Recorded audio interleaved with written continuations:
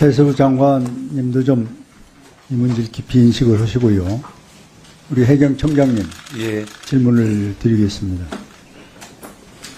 우리 대한민국 삼면이 바다 맞죠? 예. 그렇습니다. 잘 몰라요? 삼면이 바다 아닌가? 예, 그렇습니다. 삼면이 바다 맞습니다. 그런데 왜 더듬고 그래? 예. 그런데 지금 뭐 오늘도 톱, 어제도 그렇고 뉴스에 나오는 거 보면 미립국 귀순자 문제 얘기 들으셨죠? 예, 확인하고 있습니다. 예. 네. 예.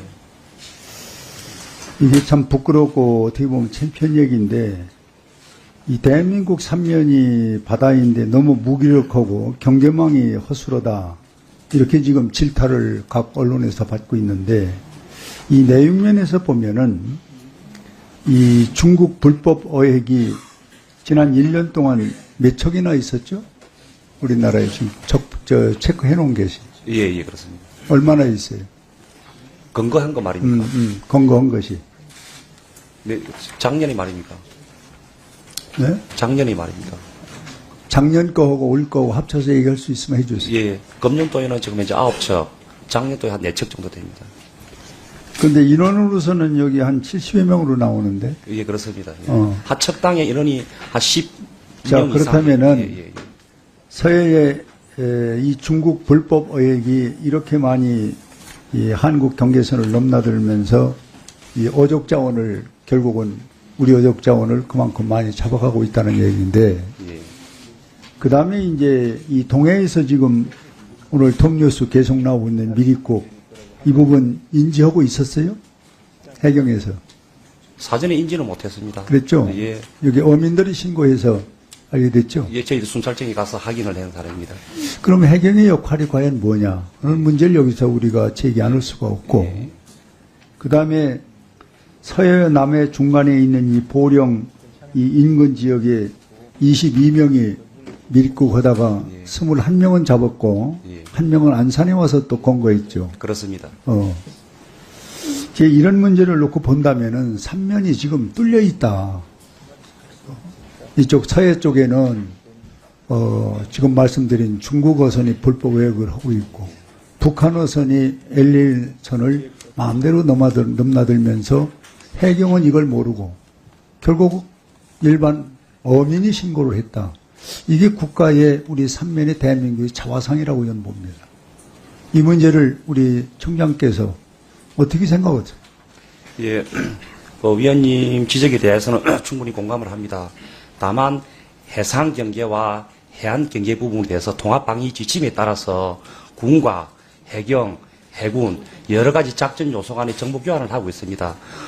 보령 미리국 사건에서도 해안 경계 부대에서 해경의 통보와 동시에 저희들이 같이 합동해서 근거하고 도주한 선박은 항공을 통해서 추적권을 행사해서 무기를 사용하고 중국 해경국에 통보해서 8명 중에 6명을 근거를 하였습니다. 자, 그래서 지금 제가 그 말씀을 듣는 것도 중요한데 해경에게 책임 추궁하는 것이 아니라 이게 해군과 그리고 해경 공동 합동 그리고 같이 연계해야 할 사업들 작전들이 많잖아요. 예, 그렇습니다. 그럼 그 일부를 해군에게 떠넘기지 말고 해경에서도 어떻게 해야 되겠다는 그런 여러분들이 야심찬 국민의 믿음과 신뢰를 가질 수 있는 경계를 이런 자리에서 얘기를 해 주셔야 돼요.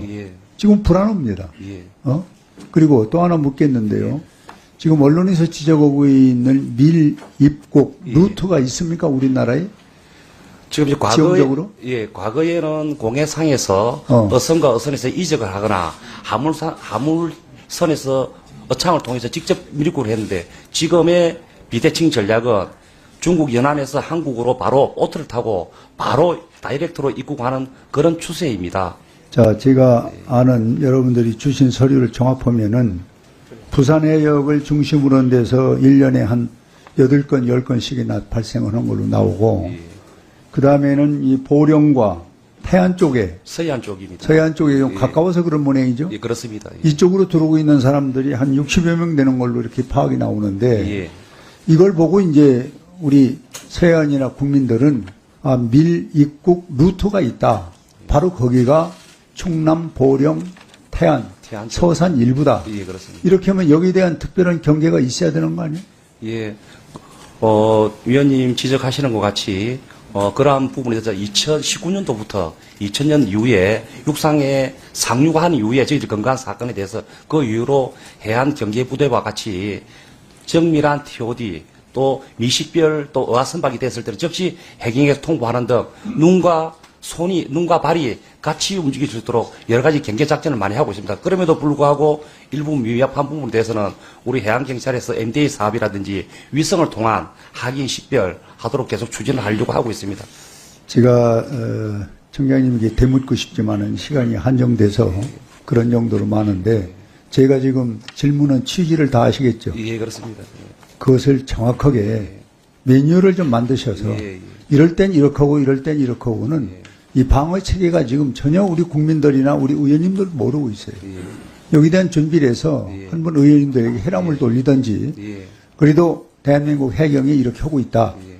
이런 자신감을 갖고 예. 이 방어할 수 있는 그 능력을 좀 보여주시기 바라요. 잘 알겠습니다, 위원님. 지금 이대로는 안 됩니다. 예.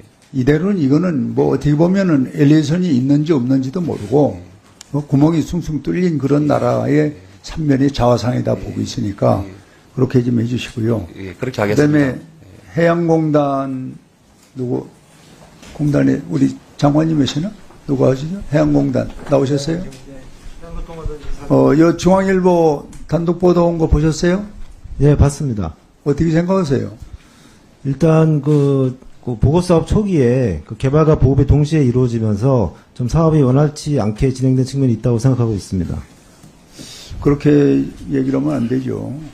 이 경쟁자 제품 납품, 부실한 납품 알면서 또 보조금을 준 사실이 여기 나와 있는데 이거는 이렇게 반복돼서 한 번 잘못한 건 일벌백계로 정리를 해야지. 거기다가 또 보조금을 또 줘요? 제가 조금 설명을 드려도 되겠습니까? 설명해 보세요.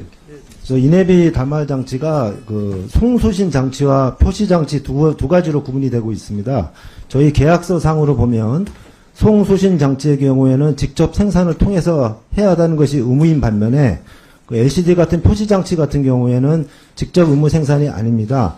당시 개발과 보급이 동시에 이루어지면서 해당 보급업체가 표시 장치가 이제 개발이 지연이 되면서 표시 장치를 구매해서 이제 보급을 하게 된 거고요.